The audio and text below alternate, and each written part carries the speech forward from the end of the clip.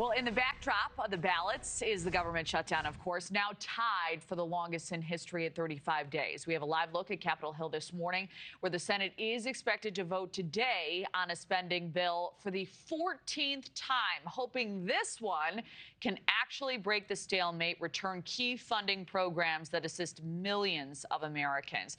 NewsNation's Tom Dempsey live at the White House for us this morning. So, Tom, good morning.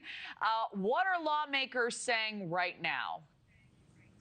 Hey, Kelly, good morning from the White House. Like you said, this morning, this government shutdown has officially tied the record for longest government shutdown in U.S. history. But a very big thing to note is that Senate Majority Leader John Thune, who's one of the biggest leaders for Republicans on Capitol Hill, he's voicing a little bit more optimism this morning that a deal could come to end this stalemate potentially by the end of the week. He made those comments speaking to reporters on Monday, and Thune telling us that a group of Democrats and Republicans spoke through the weekend, and he says a new plan would extend government spending levels until at least January. But this all comes as the Trump administration announced that partial SNAP benefits will be given out this month to comply with two separate court rulings. The U.S. Department of Agriculture says just over $4.5 billion in emergency money will be used to provide aid for buying groceries for nearly 42 million Americans as food pantries see longer lines and increased demand.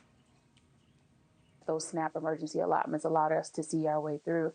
Now what we're hearing from families is this is not enough. This shutdown, like there's so many other things that you could have pulled back on, you know, cut off, other than people's food source when they have none. Now, no word yet on how much aid each SNAP recipient will receive or how quickly that aid will come. It could potentially take weeks, Kelly, but some Democrats, including Senate Minority Leader Chuck Schumer, saying that this partial payment of aid does not go far enough and full benefits should be restored for the SNAP program. Kelly? Wow. You know, Tom, healthcare is the big sticking point in all of this, as you know, but there may be a plan in the House to address it. What are you learning?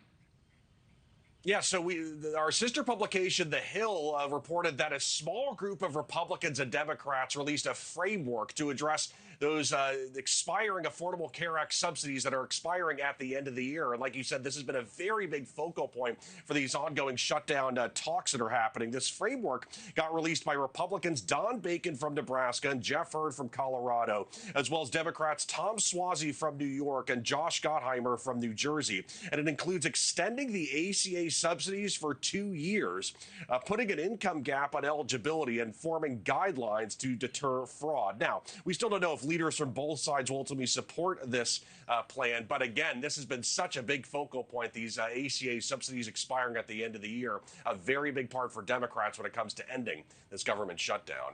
Kelly? Yeah, it certainly has been. They're coming at it from all sides now. All right, Tom, thank you. Thank you for watching. Subscribe below and download our NewsNation app right now on your phone, and you will get fact-based, unbiased news for all Americans.